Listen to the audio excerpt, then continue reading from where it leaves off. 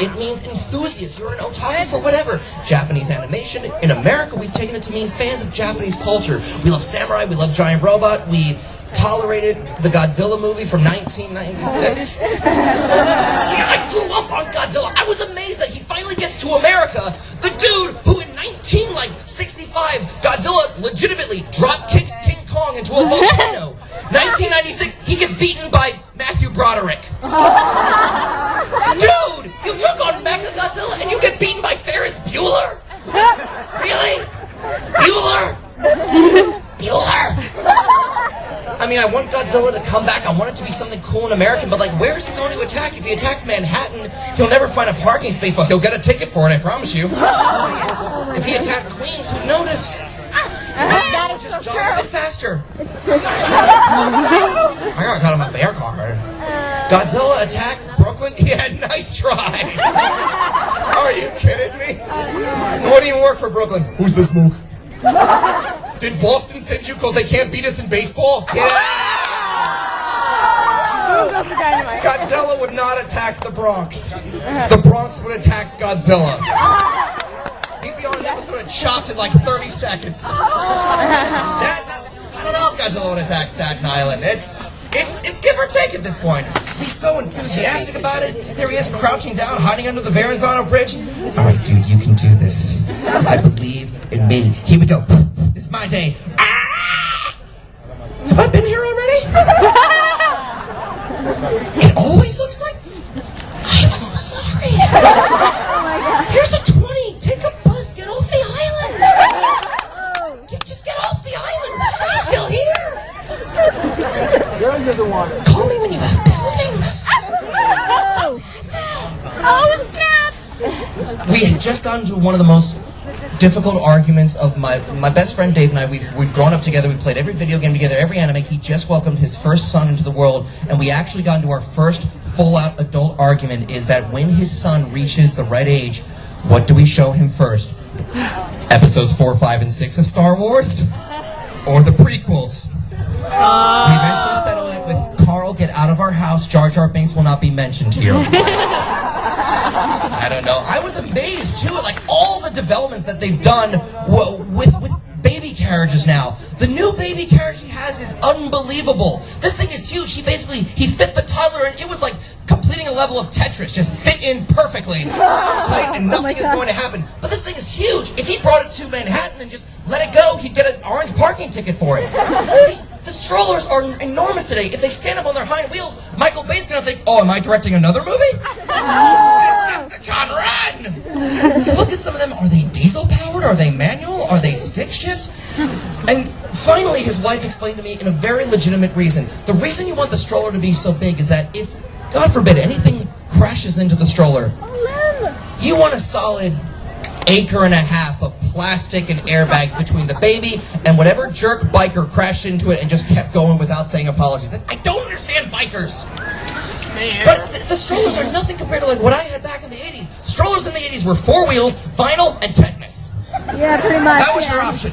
My stroller was handed down from my sister, who got it from my cousin. We don't even know what junkyard we drag it out from. And the moment we could walk, we chucked it in front of me. But what about when we go to the park? I want to have fun with that.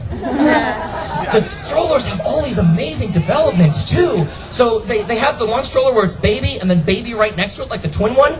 I love trying to watch people try to fit that through any actual door. It's like trying to shove a St. Bernard into a sardine can. Try turning it sideways. They're not built for that. Or like the stackable strollers that are kind of like catering trays for toddler tech. You're kind of pushing it around. Did anyone order the 26-inch ginger with the lazy eye? Anybody? 2 for 1. Sorry, Jamie, can't just sell you today. Have fun. Welcome to your new home, the Kmart. Oh, ... I see the plastic ones too, especially for the rain, and I think that's a good idea too because I can't help but imagine back when I was a kid and you had ants, magnifying glass, hot summer day. You had yourself a little fire show, didn't you? You put that over the kid and all that's gonna do is like keep that diaper smelling, have it nice and ferment like a wine, so you finally unzip the plastic. Time to clear out this subway car the hard way. Thank you, Tommy. It's kind of like when you Dutch oven somebody. That's the nicest way to put that. Let's change the subject a bit. What are you going to do when the kid is like 25 years old and can no longer fit in the stroller? You're going to put in a hybrid engine, call it a Prius, and call it a day. Basically. I have to talk about this because I couldn't believe how it took over the internet. Ponies are back. My Little Ponies are back on television. Now, like I said, I'm from the 80s. I remember fax machines. I remember when it didn't make any sense. My Little Ponies is back.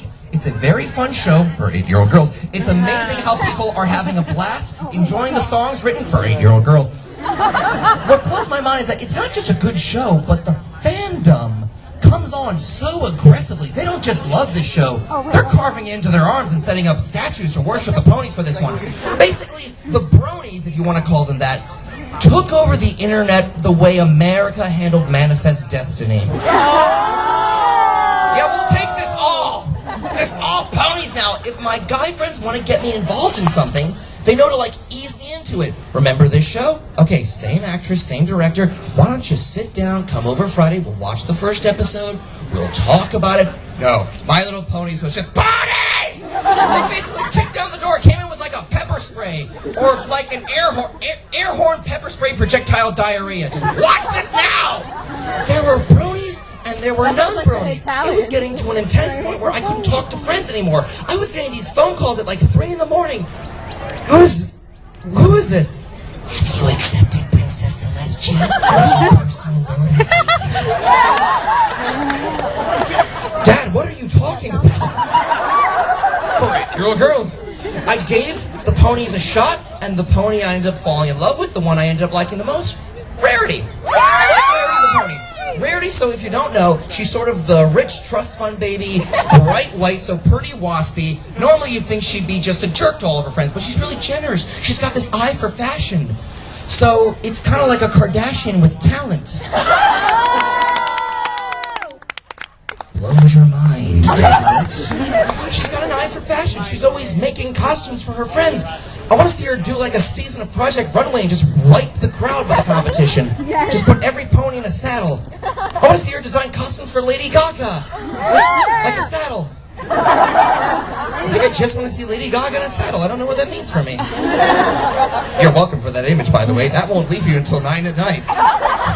You can scrub your eyes, but you can't scrub your brain. The pony that you have to watch out for, the pony that freaks me out the most is Pinkie Pie. Yes! Pinkie Pie's the wacky pony who every excuse for her is an excuse to throw a party. Just bring out the cakes, bring out the cupcakes, bring out the party cannon. She's the one that keeps breaking the fourth wall, keeps waving to the crowd, keeps waving to the writer. She's like the Deadpool of the pony universe. Everything works and goes fine with Pinkie Pie, but she's that friend who, like, if they continue the series throughout college, like, Pinkie Pie's gonna be the ponies going wild. She will be the Jersey Shore pony. Her cutie mark would be the situation. Let's see your prayers do any work now. Pinkie Pie is the one that every excuse for her is an excuse for party, an excuse for cupcakes, an excuse for chocolates. That's most of her solo episodes too, is to stop eating all this candy. If she goes to college, she's gonna cut loose, pony going wild, because she's gonna realize there's no adult supervision here. Oh no.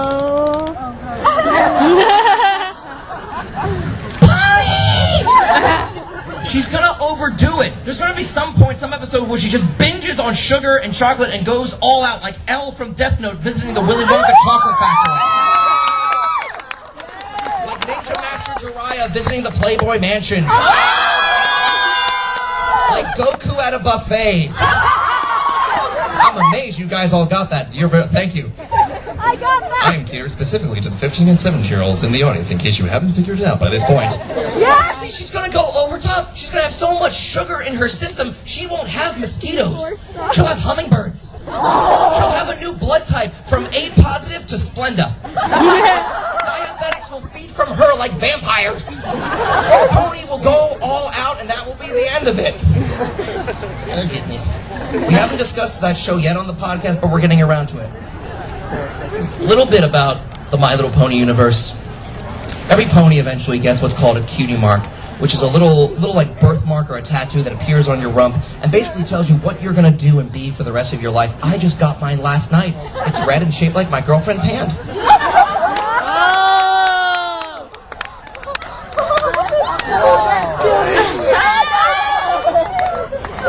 He'll be back. But the funny thing is, like, it comes in usually when, like, you're young, elementary school, and you have things like dreams and aspirations and lines like that. I want to be an astronaut when I grow up. I want to be an actress. I want to not be like my daddy. Dang it. I got a friend so egotistical, his pony mark would be him doing this.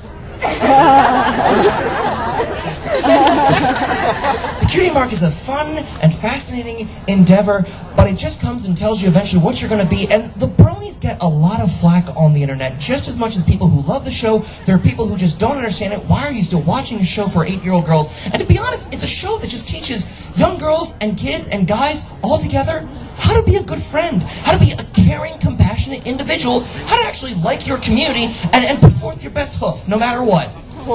And if you have an issue with that, or if you have an issue that I'm in my late 20s and I'm still watching cartoons, I have a new idea.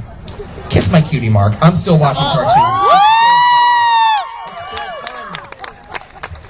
If you grow up watching enough subtitled anime, you start to get the greatest lie in your head, which is, I am understanding Japanese. No, you are not.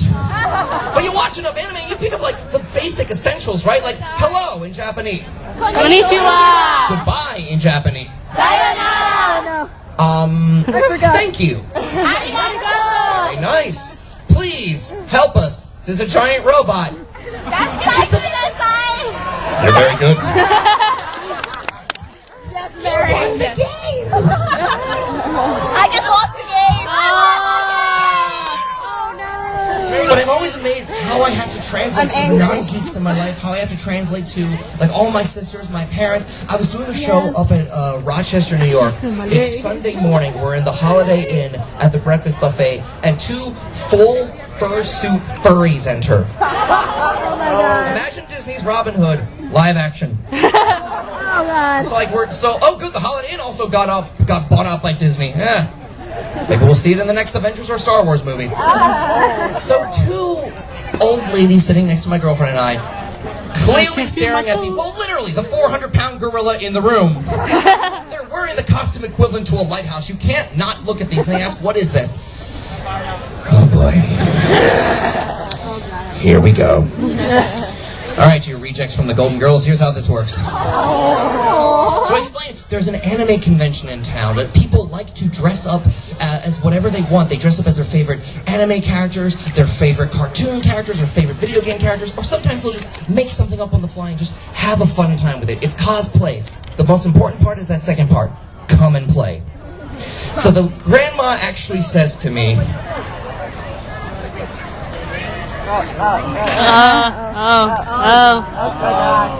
oh, I understand nerdy stuff. I watch The Big Bang Theory.